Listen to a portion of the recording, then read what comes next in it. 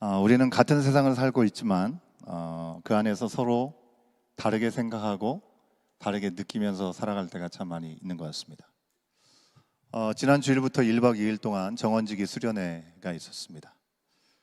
잘 아시는 대로 주일 저녁에 시작되는 일정이기 때문에 사실 어찌 보면 교회 와서 예배 드리고 다시 부랴부랴 가서 또 준비하고 피곤한 시간이죠. 수련회장에 도착해서 정성껏 준비해 준 식사를 잘 먹고 첫 시간은 우리 연합정원이 4개씩 있지 않습니까? 연합정원별로 조를 이루어서 좀 게임을 하면서 이 팀워크를 다지는 시간들을 가졌습니다. 이 게임 중에 한 단어, 제시되는 한 단어를 듣고 이제 연상되는 행동을 하나, 둘, 셋 하면 똑같이 하는 그런 게임이었습니다. 예를 들어 이제 뭐 농구는 다 알잖아요, 그죠? 농구를 하면 드리블 하는 장면도 생각날 거고, 슈팅하는 장면도 생각할 거고, 덩크슛 하는 장면도 생각날 거고, 본인에게 인상적인 장면이 생각나겠지만 그래도 거기 같이 나온 사람들이 마음을 같이 해서 똑같은 포즈를 지으면 그게 이제 이기는 그런 게임이었던 것 같습니다. 한 연합정원은 그 게임 이름대로 완벽한 일심동체를 보여주었는데요. 제가 굳이 이름은 밝히지 않겠지만 우리는 하나라고 얘기하면서 똘똘 뭉쳐가지고 그 연합정원의 정원지기들이 정말 조금의 흐트러짐도 없이 하나됨을 보여주었습니다.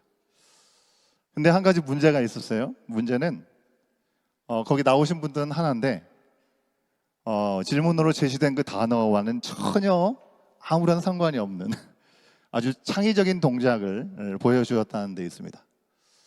흑백요리사가 참 의기 있는 프로그램이던데 흑백요리사의 프로그램에 있으면 창의성은 대단히 높은데 주재료의 맛은 전혀 나지 않는 그런 느낌이랄까요? 뭐 그런 상황이었습니다. 배구를 해도 팔을 들고 수영을 해도 팔을 들고 동물에 대한 제시어가 나오면 펭귄이 나오면 어흥, 토끼가 나와도 어흥, 한마음 한 동작을 똑같이 보여주더라고요. 네.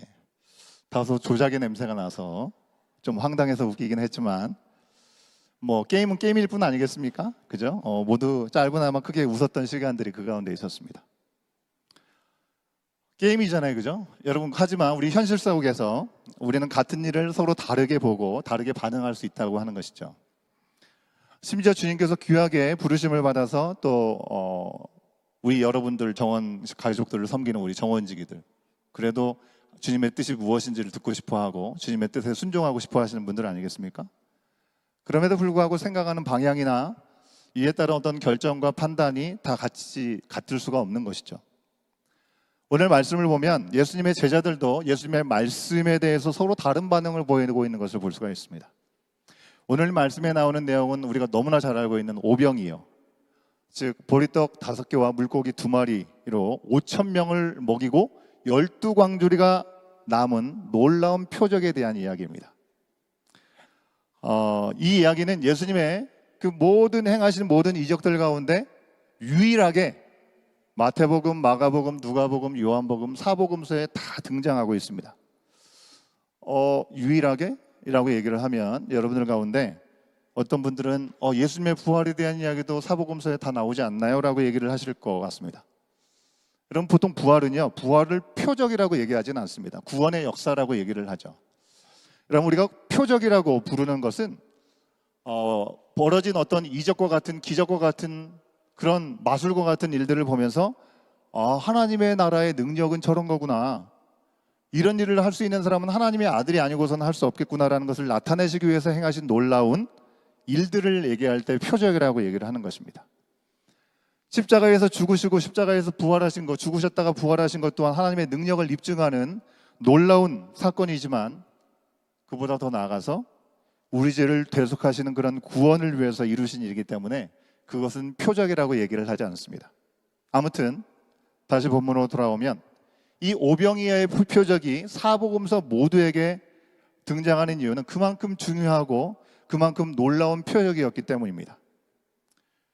사람들의 입장에서는 눈으로 보지 않았겠습니까? 입으로 먹었지 않겠습니까? 그러면서도 보고 먹었는데도 믿겨지지 않는 거죠. 충격적인 일이었다고 할 수 있는 것입니다. 예수님 편에서도 이 일은 단순히 배고픈 사람들 좀 먹였다, 이 정도가 아니라 더 깊은 의미가 그 가운데 담겨져 있다는 것입니다. 어떤 의미일까요? 먼저는요, 사람들이 모여 있었는데 사람들이 배고파요 배고파요 얘기해서 예수님께서 먹을 거를 좀 주자라고 하지 않았습니다. 사람들의 필요를 먼저 아시고 그들을 보시고 긍휼히 여기시는 예수님의 진심이 그 표적에 담겨져 있다고 하는 것입니다. 우리가 이런 기적들에 대한 이야기를 들을 때 도대체 그게 어떻게 가능해? 우리 이성으로, 논리적인 생각으로 그것을 답을 내려고 하니까 오류에 빠질 수밖에 없죠.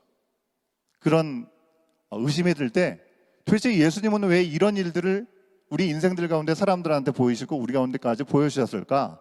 그 이유들을 한번 생각해 보시면 더 좋을 것 같습니다. 그 두 번째는요, 이들의 조상이었던 이 구약시대의 이스라엘 백성들, 이집트에서 노예 생활을 하게 되었죠. 출애굽할 때 하나님께서 그들을 모세를 통해서 건너주실 때 광야에 나가게 되었을 때 아무것도 없는 광야에서 만나를 내리셔서 먹이셨던 여호와 하나님의 역사가 드러나는 일이 바로 오병이어의 사건이었다는 것입니다. 여러분, 사람들은 아직 예수님이 하나님의 아들이라는 사실들을 몰랐습니다. 그리고 그리스도 즉 메시아로 구원자로 오신 것도 명확하게 사람들은 몰랐습니다. 그저 이런 기적과 같은 표적과 같은 일들을 통해서 그들의 조상들이 광야에서 경험했던 만나를 먹었을 때, 메추라기를 먹었을 때 라고 하는 이야기들이 허무맹랑하고 꿈 같은 이야기가 아니라 현실이 되게 하기 위한 위대한 그런 경험을 그들 또한 맛보게 하신 사건이었다는 것입니다.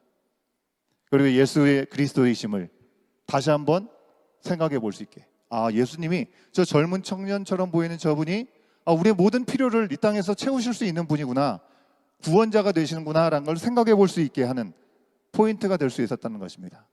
그리고 한 가지 더는 이 예수님은 다 먹고도 12광주리가 남기게 되는 것을 통해서 하나님의 손길은 그저 어쩔 수 없이 조금 입만 축이는 정도가 아니라 인색하지 않게 풍성하게 주시는 분이라는 것들을 우리로 하여금 보여주신다는 것입니다. 이처럼 오병이어는 모여있던 사람들 편에서는, 또는 예수님 편에서는, 다시 말해서 먹은 사람들이나 이 먹이신 주님에게나 모두 의미가 컸다는 것이죠. 충격적으로 놀라운 사건이었습니다. 그런데 오늘 우리는 이 놀라운 기적의 결과에 집중을 하게 될 때가 많습니다. 하지만 오늘 이 시간에 오병이어의 기적의 사건의 결과에 집중하기보다는 이 이루어지는 그 과정에서의 다양한 반응들을 우리가 돌아보면서 하나님의 일에 대해서 어떻게 이들이 반응하고 있는지를 함께 돌아봤으면 좋겠습니다. 우리 또한 이 하나님의 말씀 앞에 어떤지를 돌아보기 위해서이겠죠. 자, 오병이어 현장에 있었던 사람들, 어떤 사람들이었습니까? 첫 번째, 많은 무리들이 있었습니다. 이적을 보고 또 이적을 기대하고 있는 사람들인 것이죠. 예수님께서 갈릴리 바다를 건너서 건너편에 가셨을 때 많은 사람들이 예수님을 따랐다라고 말씀하고 있습니다. 왜 그렇습니까? 그들은 예수님께서 병자를 고치시는 여러 가지 이적들을 보았기 때문입니다. 6장 4절에 있는 말씀을 우리 세 번역으로 같이 한번 확인해 볼까요? 같이 읽겠습니다. 시작. 마침 유대 사람의 명절인 유월절이 가까운 때였다. 뭐라고 얘기합니까? 마침 유월절이 가까운 때였다라고 말씀하고 있습니다. 여러분, 유월절이 뭐죠? 유월절은 이 이스라엘 백성들, 그들의 조상이었던 모세 시절에, 그죠? 이 애굽 땅, 이집트 땅에서 민족이 되었던 그들이 노예 생활하면서 너무나 힘들고 어려워서 하는 게 부르짖었을 때 모세를 보내셔서 그들을 자유케 하고 해방시켜 주시는 그 귀한 일들에 바로 왕은 세상을 호령하는 신과 같은 왕이었기 때문에 그들을 왜 내보내겠습니까? 내보내지 않는 그들 앞에 하나님께서 10가지의 재앙을 통해서 그들을 내보낼 수밖에 없게 하셨던 마지막 10번째 재앙, 첫째 아들은 양의 피를 문 앞에 바르지 않으면 모두 죽게 할 것이다, 죽게 될 것이라는 재앙 앞에 손을 들고 내보냈던 사건. 그래서 유월절은 이스라엘 백성들에게 1년에 한 번씩 꼭 3대 절기로 꼭 지키는 절기였습니다. 하나님의 성전 앞에 나가서 이스라엘 백성들에게 하나님께서 어떤 분이신지, 어떻게 구원하셨는지를 기억하게 하는 그런 절기가 유월절이라고 할 수 있는 거죠. 성전에 모여서 유월절을 지키기 위해서 많은 사람들이 모였겠죠. 그죠? 왜 여기서 마침 6월절이 가까운 때라고 얘기를 한 거는, 이 말은 6월절이라서 사람들이 정말 많이 모여 있었다라는 의미가 아닙니다. 1절에 나오는 것처럼 지금 이 장소는 성전이 있는 예루살렘 부근이 아닙니다.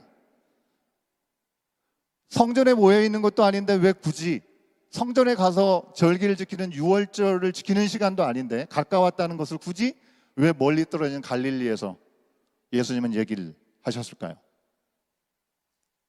이제 이어서 나올 오병이어 이적이 출애굽 때의 기사와 아주 깊은 관련이 있기 때문에 그렇습니다.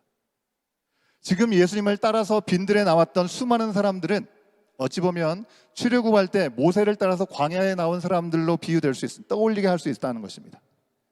그리고 그들이 배고픈 상황은 광야에서 먹을 것이 없었던, 그래서 먹을 것이 가장 필요했던 그 백성들, 그들의 조상들의 백성들의 모습을 떠오르게 한다는 것입니다. 6월절을 언급함으로 오병이어의 기적이라고 하는 것이 어쩌다가 일어난 해프닝이 아니라는 것을 얘기하는 것입니다. 하나님께서는 아브라함과의 언약 그대로 이스라엘을 출애굽시키셔서 광야로 부르시고 거기서 먹이시고 입히시고 인도하셨습니다.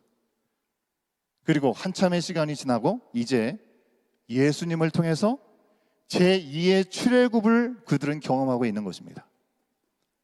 1500년 전에 죄악으로 그리고 세상을 질서를 주관했던 이집트에서 당신의 백성을 건져서 자유를 주신 그 하나님께서 1500년이 지난 지금 이제 약속대로 예수 그리스도를 보내셔서 이 죄악된 세상에서 당신의 백성들에게 완전한 자유를 허락하시고자 하시는 모습을 말씀하시고자 하셨는 것입니다. 오병이어는요, 이처럼 하나님의 구원이 이렇게 나타난다라는 것을 그림자와 같이 예표로 보여주시는 것이고, 이스라엘의 진정한 해방과 구원의 첫 출발점인 출애굽을 재현하는 어떤 표적이 될 수 있었다는 것입니다. 이것을 통해서 하나님의 구원, 하나님 나라에 대한 약속이 분명하게 주어진다는 것을 말씀하고자 하셨던 것입니다. 그렇다면 예수님을 따랐던 큰 무리들은 이 깊은 뜻을 다 알고 있었을까요? 일단 그들이 처음엔 전혀 알지 못했던 것 같습니다. 오늘 말씀이 알려주죠. 6장 2절 말씀을 같이 한번 확인해 보도록 하겠습니다. 6장 2절입니다. 시작. 큰 무리가 예수를 따라갔다. 그것은 그들이 예수가 병자들을 고치신 표징들을 보았기 때문이다. 병자를 고친 표징, 기적, 표적을 봤기 때문에 와, 또 무슨 표적이 있을까? 따라갔다는 겁니다. 그러면 오병이어의 놀라운 기적 후에는 그들이 어떻게 변했을까요? 극적인 변화가 있었을까요? 이제는 예수님을 메시아로 알아보고 정말 하나님의 나라에 대한 것들을 깨닫고 반응을 했을까요? 그런 것 같지 않습니다. 이적을 보고 따라온 이들은 예수님께서 그리스도이심을 보여주는 오병이어의 기적을 보고도 여전히 빵 먹고 배불러서 예수님을 따라왔습니다. 이전에는 병 고치는 걸 보고 또 이런 놀라운 일들이 일어날까 따라갔다면, 이제는 빵 주시는 것을 보고 또 나를 배부르게 할 수 있겠구나 따라간 것입니다.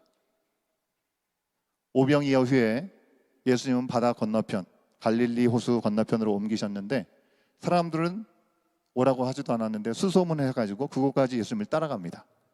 오늘날로 치면 그들이 예수님의 팔로워가 된 겁니다.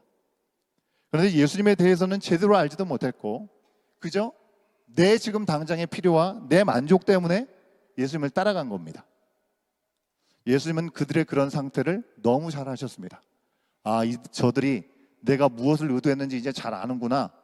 그게 아니었어요. 요한복음 6장 26절을 한번 확인해 볼까요? 같이 읽겠습니다. 시작. 예수께서 그들에게 대답하셨다. 내가 진정으로 너희에게 말한다. 너희가 나를 찾는 것은 표징을 보았기 때문이 아니라 빵을 먹고 배가 불렀기 때문이다. 하나님이 누구신지를 알았기 때문이 아니라 우리의 육신의 필요와 만족을 채우기 위해서 따라갔다는 것입니다. 근데 예수님은 그들의 이런 모습을 아시면서도 이런 기적을 이루셨고요, 여전히 그들이 갈 길이 아직은 멀다라는 것을 아셨지만 그들이 정말 예수님을 믿고 따라야 될 이유들을 계속해서 알려주십니다. 27절에 있는 말씀도 같이 한번 볼까요? 함께 읽겠습니다. 시작. 너희는 썩어 없어질 양식을 얻으려고 일하지 말고 영생에 이르도록 남아있을 양식을 얻으려고 일하여라. 이 양식은 인자가 너희에게 줄 것이다. 아버지 하나님께서 인자를 인정하셨기 때문이다. 35절 말씀도 같이 한번 보겠습니다. 35절 시작. 예수께서 그들에게 말씀하셨다. 내가 생명의 빵이다. 내게로 오는 사람은 결코 줄이지 않을 것이요 나를 믿는 사람은 다시는 목마르지 않을 것이다. 그들이 당장 깨닫든 깨닫지 못하든지 하늘의 진리에 대한 말씀들을 예수님께서는 그들의 무지함과 연약함을 아시고도 계속해서 말씀해 주십니다.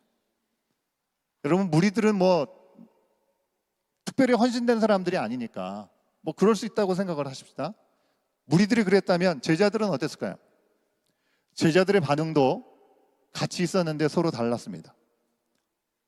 많은 무리들은 기적을 보았고 기적을 기대하고 보기를 원했던 사람들인데, 두 번째로 제자들 가운데 빌립은 어땠습니까? 빌립은 이것이 무슨 문제인지를 잘 캐치를 했어요. 그리고 답도 알았어요. 하지만 그에게는 해결 능력이 없었습니다. 6절을 함께 볼까요? 6절 함께 읽겠습니다. 시작. 예수께서 빌립을 시험해 보고자 이렇게 말씀하신 것이었다. 예수께서는 자기가 하실 일을 잘 알고 계셨던 것이다. 우리가 세 번역으로 읽었는데요, 개역 개정, 우리가 원래 보는 책이죠. 개역 개정에는 이렇게 있습니다. 같이 읽어볼까요? 밑에 빨간 글씨 시작. 이렇게 말씀하심은 친히 어떻게 하실지를 아시고 빌립을 시험하고자 하심이라. 여러분, 예수님은 빌립을 시험하고자 이 많은 사람들의 빵을 어디서 사줄 수 있을까? 라고 물으셨습니다. 이 구절을 개역개정에서는 여러분 빨간 글씨를 보신 대로 이렇게 말씀하시면 친히 어떻게 하실지를 아시고 라고 말했죠. 여기 주어가 안 나와요. 그죠? 주어가 생략되어 있어가지고 오해의 소지가 있습니다. 하지만 새 번역을 읽으면 그 의미가 확실하게 이해되는데, 하반절을 보면 예수께서는 자기가 하실 일을 잘 알고 계셨다라고 얘기하고 있습니다. 무슨 얘기냐면요, 예수님께서는 당신이 무슨 일을 어떻게 하실지를 다 알고 계셨어요. 하지만 빌립이 뭐라고 하는지를 들어보려고 빌립에게 질문을 던지셨다는 것입니다.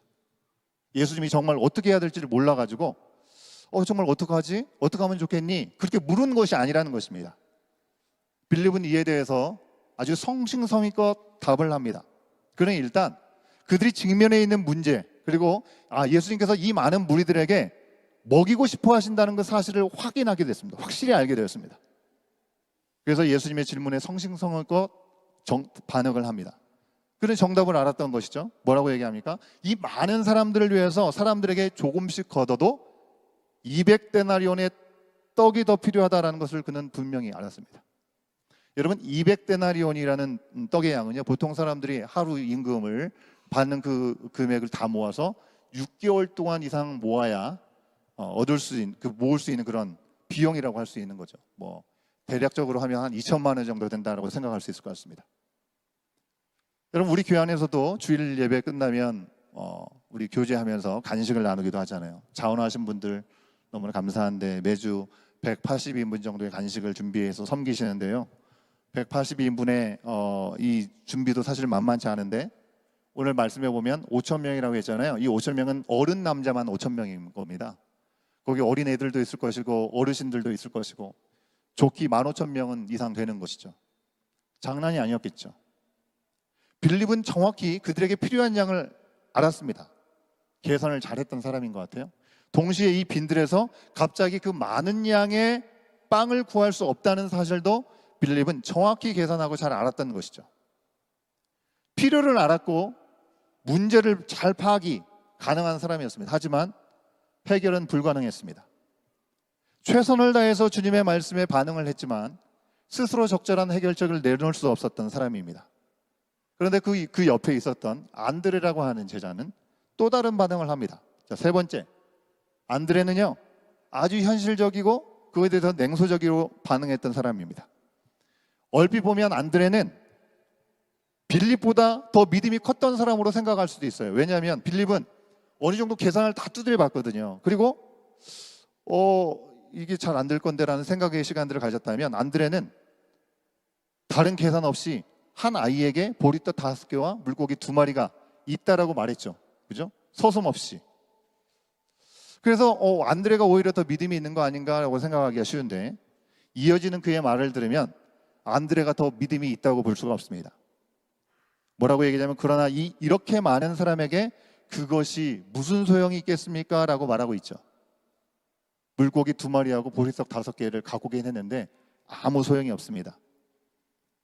어쩌면 빌립은 예수님의 이 질문에 응답하기 위해서 생각하고 연구하고 그런 시간들을 가져봤지만, 안드레는 예수님의 질문에 대해서 무슨 소리 하시는 건지 지금 그렇게 답하면서 불가능하다라고 단정짓고 있는 모습이라고 하는 것이죠. 어떻게 보면 예수님 앞에 불손해 보이는 모습일지도 모르겠습니다. 아무튼 믿음과는 거리가 멀어 보이는 그런 모습입니다. 그런데 그 과정에서 언급된 어린아이가 있잖아요.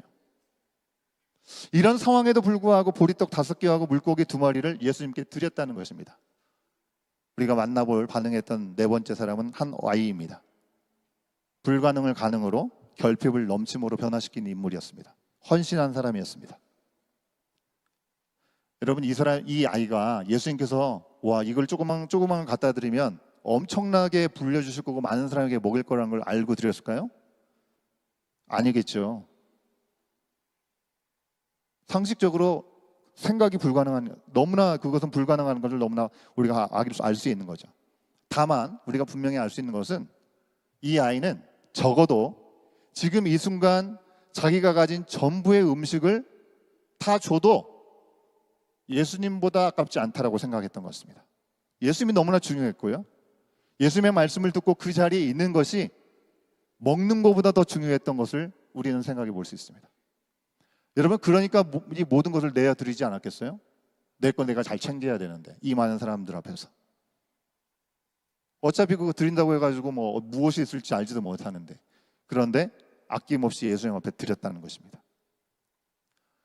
여러분, 이 일을 통해서 예수님께서 가장 알려주고 싶으셨던 것은 바로 이 아이의 마음과 같은 것을 알려주고 싶으셨던 것 같습니다. 여러분, 많은 무리들은 기적이 고팠어요. 자기들의 문제가 해결되고 자기들이 만족되는 일들에 급급했습니다. 제자였던 빌립과 안드레는 각각의 반응이 조금씩 달랐지만, 아무튼 예수님이 있어도 지금 당장의 배고픔조차 해결하기 힘들다라고 그들은 여겼습니다. 오직 이 아이만 예수님은 그 무엇과도 바꿀 수 없다, 그런 분이다라고 표현하고 있는 것입니다. 예수님 한 분이면 나는 충분하다, 뭐든지 내가 갖고 있는 거 다 드릴 수 있다, 다른 모든 게 없어도 예수님만 계시면 된다, 이런 신앙 고백을 하고 있는 것입니다. 뭘로요? 물고기 2마리하고 보리떡 5개로요. 예수님이 이 땅에 생명의 떡으로 오셨습니다. 예수님은 표적을 보이시면서 고치고 먹이신 이유도 예수님이 하늘로부터 오신 생명의 떡이심을 알려주기 위하셨던 것이죠. 하늘에서 만나가 떨어지는 것처럼 이 만나를 먹고 배부르지만 금방 배고플 수밖에 없는 우리들의 인생 가운데, 하늘에서 친히 내려오신 생명의 떡이 되신 예수님이 우리의 구원자라는 걸 알려주고자 하셨던 것입니다. 예수님을 믿으면 영원히 부족할 게 없다라는 것을 알려주고자 하셨던 겁니다. 예수님이 하늘에서 오셨고 우리의 모든 필요도 결국 하늘에서 도우셔야 되고 하늘에서 공급하셔야 된다는 것을 예수님은 표적을 통해서, 그들의 조상은 만나와 메추라기를 통해서 경험했다면 오병이어의 기적을 통해서 그들 가운데 알려주고자 하셨던 것입니다. 그래서 하나님이 다스리시는 하나님의 나라의 회복을 사모하고 예수님을 믿고 모두가 구원받기를 원하셨던 것이죠. 그런데요, 그런 마음으로 오신 예수님을 눈앞에 두고서 당장에 내 앞에 있는 문제 해결, 내가 원하는 욕구와 내 만족을 추구하던 그 사람들, 예수님을 옆에서 지켜보면서 존중은 하지만 하나님의 아들로는 믿지 못했던 빌립과 같은 사람, 예수님을 존중하지도 않고 그저 자기의 기준과 현실의 한계 앞에 막혀 있었던 안드레, 그들은 정말 알아야 했다는 것입니다. 뭘요? 예수님께서 그들이 원하는 정치적인 왕, 인생을 해결하러 온 구원자가 아니라는 것을 그들은 알아야 했습니다. 그들이 바라는 모든 것들이 다 해결된다 하더라도 생명의 떡이신 예수 그리스도 없이는 온전한 만족이 없다는 것을 그들은 알아야 했다는 것입니다. 그래서 예수님이 오셨고 그들 가운데 표적을 행하시고 보여주셨던 것입니다. 이 모든 연약함과 무지와 무례함을 다 아시고도 예수님은 오셨습니다. 모르고 오신 게 아니었어요. 우리 스스로는 그 어떤 것도 해결할 수 없고 주님을 찾을 수도 없다는 것을 주님은 다 알고 계셨어요. 그리고 문제를 해결해 주시면서 우리 가운데 있는 주림과 우리 가운데 있는 목마름을 채워주시기 위해서 오셨습니다. 그 회복과 공급을 통해서 우리가 진정으로 우리의 삶의 완전한 만족은 예수 그리스도뿐이라는 사실, 그걸 알아가고 이제후로는 이 땅의 것, 이 땅의 것들을 구하느라고 전전긍긍하지 않고 위의 것을 찾고 하늘의 것을 구하고 예수 그리스도로 덧입고 새 사람으로 살기 위해서 그 답답한 무지, 이기심과 무례함을 다 아시고도 예수님이 이 땅에 오셨고 우리 가운데 찾아와 주신 것입니다. 사랑하는 여러분, 우리 자신과 우리 공동체에는 지금 어떤 결핍이 느껴지시고 어떤 문제가 있다고 생각이 드십니까? 문제가 없을 수 없죠. 아쉬움도 없을 수가 없습니다. 하지만 우리가 여전히 우리들처럼 이 말씀 속에 등장하는 무리들, 많은 무리들처럼 그저 우리의 필요와 우리의 만족을 구하기 위해서 그 어떤 것을 결핍이라 여기고 어떤 것을 문제로 여겨서는 안 된다고 하는 것이죠. 우리 교회 공동체의 연약함과 부족함을 빌립처럼 세상의 잣대로 다 계산해 보면서 연구해서 풀어보려고 해서도 안 된다는 것입니다.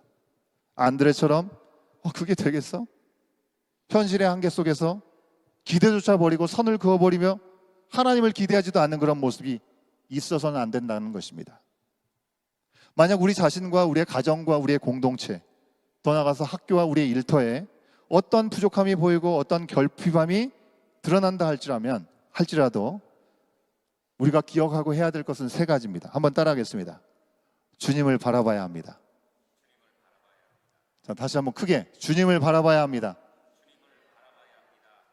여러분, 우리가 아무리 계산기 두드려봐도 답이 안 나오는 게 우리 인생입니다.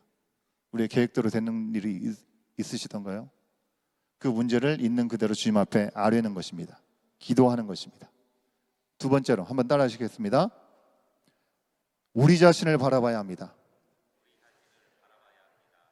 내가 내 한 사람 애쓴다고 뭐가 달라지겠어? 그렇게 말하지 말라는 것입니다. 그 말은 맞지만 틀린 말입니다.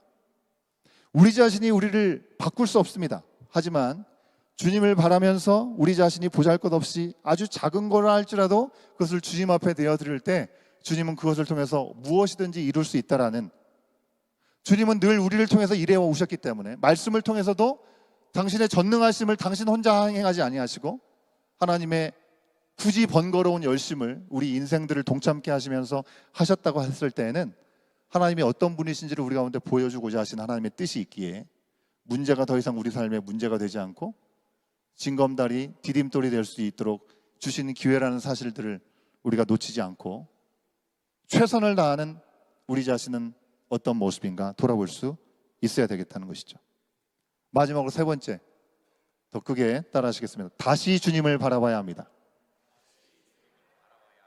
여러분, 우리가 우리의 최선을 드렸으면 주님이 하신 일들을 바라보고 주님의 때를 기다려야 되죠. 그죠?